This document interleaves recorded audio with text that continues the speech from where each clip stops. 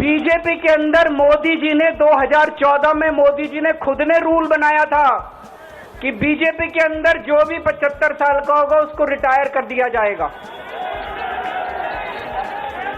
सबसे पहले आडवाणी जी को रिटायर किया गया, उसके बाद मुरली मनोहर जोशी जी को रिटायर किया गया, फिर सुमित्रा महाजन को रिटायर किया गया, फिर यशवंत सिन्हा को रिटायर किया गया। अब मोदी जी अगले साल 17 सितंबर को रिटायर होने वाले हैं। तो मैं बीजेपी से पूछना चाहता हूं, आपका प्रधानमंत्री का दावेदार कौन है? दोस्तों, अगले साल 17 सितंबर तक अगर इनकी सरकार बनी तो उस पर भी आऊंगा मैं। अगर इनकी सरकार बनी तो पहले अगले 2 महीने में योगी जी को निपटाएंगे ये, और उसके बाद मोदी जी के सबसे खास अमित शाह को ये प्रधानमंत्री बनाएंगे।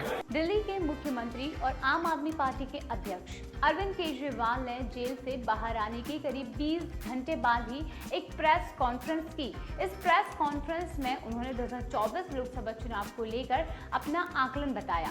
केंद्र की सत्ता पर काबिज भारतीय जनता पार्टी पर कई हमले किए और एक सवाल भी सामने रखा, अगर भारतीय जनता पार्टी 2024 लोकसभा चुनाव जीतती है तो क्या नरेंद्र मोदी तीसरी बार प्रधानमंत्री बनेंगे या फिर उनकी उम्र 75 साल होने के कारण किसी और को यह पद दिया जाएगा। केजरीवाल ने अपने भाषण में ये कहा कि ये लोग इंडिया ब्लॉक से उनके पीएम के चेहरे के बारे में पूछते हैं और मैं बीजेपी से पूछता हूं कि उनका पीएम कौन होगा। बताते चलें कि मोदी जी अगले साल 17 सितंबर को 75 साल के हो रहे हैं और उन्होंने नियम बनाया था कि 75 साल के लोगों को रिटायर कर दिया जाएगा। उन्होंने लालकृष्ण आडवाणी को, मुरली मनोहर जोशी, सुमित्रा महाजन को रिटायर कर दिया। पीएम मोदी की उम्र इस समय 73 साल की है। वह सितंबर 2024 में 74 साल के हो जाएंगे और अगले साल यानी कि 2025 में वह 75 साल पूरे कर लेंगे। केजरीवाल के भाषण से 3 प्रमुख सवाल उठते हैं। पीएम मोदी ने मई 2014 में पहली बार प्रधानमंत्री बनने के बाद यह नियम पेश किया था कि 75 साल की उम्र से ज्यादा का कोई व्यक्ति केंद्रीय या फिर राज्य सरकार में कोई प्रशासनिक पद नहीं रखेगा। ये कोई आधिकारिक नियम नहीं था, लेकिन पार्टी ने उस समय इसे नीति के तहत अपना लिया। मोदी सरकार के इस फैसले को राष्ट्रीय स्वयंसेवक संघ यानी कि आरएसएस की सहमति भी प्राप्त थी। अब जब भाजपा ने 2014 के आम चुनाव में जीत हासिल की तो पार्टी ने मार्गदर्शक मंडल बनाने का फैसला किया। पूर्व उप प्रधानमंत्री लालकृष्ण आडवाणी और पूर्व केंद्रीय मंत्री मुरली मनोहर जोशी 2 बड़े नाम थे जिन्हें इस मंडल में शामिल किया गया। अब उस वक्त 75 साल से ज्यादा उम्र के भाजपा नेताओं को कोई प्रशासनिक पद भी नहीं दिया गया था। पूर्व वित्त मंत्री यशवंत सिन्हा को भी उम्र की सीमा के कारण सरकार में शामिल नहीं किया गया था। साल 2016 में आनंदीबेन पटेल ने प्रधानमंत्री की इस अघोषित नीति पर अमल करते हुए सबको हैरान कर दिया। उन्होंने 1 अगस्त 2016 को घोषणा की कि वह लगभग 75 साल की हो चुकी हैं, इसीलिए गुजरात के मुख्यमंत्री के पद से इस्तीफा दे रही हैं।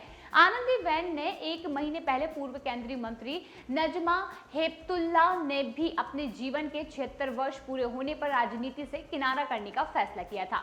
हालांकि ऐसा नहीं है कि भाजपा के सभी नेता 75 वर्ष पूरे करते ही सक्रिय राजनीति को अलविदा कर देते हों। मिसाल के तौर पर भाजपा ने टी.आर. पारीविंदर और रणजीत चौटाला जैसे कई राजनेताओं को एनडीए में शामिल किया है, जबकि उनकी उम्र रिटायरमेंट की हो चुकी है। इसके अलावा मथुरा से बीजेपी प्रत्याशी हेमा मालिनी भी 75 साल की हो चुकी हैं और तीसरी बार लोकसभा का चुनाव लड़ रही हैं। ऐसा पहली बार नहीं है कि भाजपा से प्रधानमंत्री मोदी के रिटायरमेंट का सवाल किया गया हो। अगस्त 2023 में भी आम आदमी पार्टी के नेता सौरभ भारद्वाज ने सवाल किया था कि क्या प्रधानमंत्री मोदी 75 की उम्र छूने के बाद भी अपने पद पर बने रहेंगे। केजरीवाल ने अपने भाषण में ये कहा कि अमित शाह एनडीए के तीसरे कार्यकाल में प्रधानमंत्री मोदी की जगह ले सकते हैं। हालांकि शाह ने इस बात का खंडन किया है।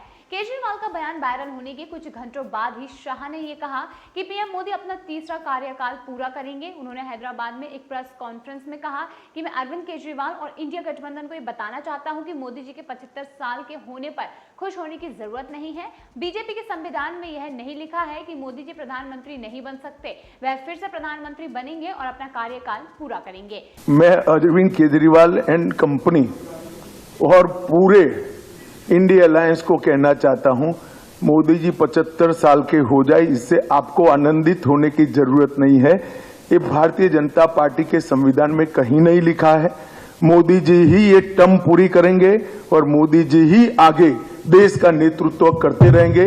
इसमें भारतीय जनता पार्टी में कोई कंफ्यूजन नहीं है, ये कंफ्यूजन खड़ा करना चाहिए। शाह ने यह साफ किया है कि पीएम मोदी का फिलहाल के लिए कोई भी उत्तराधिकारी नहीं है। हालांकि ब्रांड मोदी का उत्तराधिकारी कौन है, यह जानना दिलचस्प होगा, क्योंकि ये सभी सोचते हैं कि आखिर जब प्रधानमंत्री नरेंद्र मोदी अपने पद से हटेंगे तो फिर अगला प्रधानमंत्री कौन होगा। हालांकि अमित शाह के लिए यहाँ पर लोगों का मानना है कि वही अगले प्रधानमंत्री बनेंगे, लेकिन ऐसा अभी फिलहाल नहीं है। यानी कि प्रधानमंत्री नरेंद्र मोदी अपना इस साल का पूरा कार्यकाल करेंगे और उसके बाद ही जब कोई निर्णय लिया जाएगा। अब इसके बाद केजरीवाल के इस वीडियो के वायरल होने के बाद अब यहाँ पर ये कयास लगाए जाने लगे हैं कि क्या सच में प्रधानमंत्री नरेंद्र मोदी अपनी गद्दी से हट जाएंगे और अगला जो उनका उत्तराधिकारी होगा वो कौन होगा। तो ये था हमारा आज का वीडियो प्रधानमंत्री नरेंद्र मोदी से जुड़ा हुआ। अगर आपको भी ऐसा कुछ लगता है कि क्या सच में प्रधानमंत्री नरेंद्र मोदी इस साल अपनी गद्दी को छोड़ देंगे, तो कमेंट सेक्शन में अपने विचार जरूर साझा कीजिए। वीडियो पसंद आया हो तो लाइक कीजिए और इसे ज्यादा से ज्यादा शेयर जरूर कीजिए।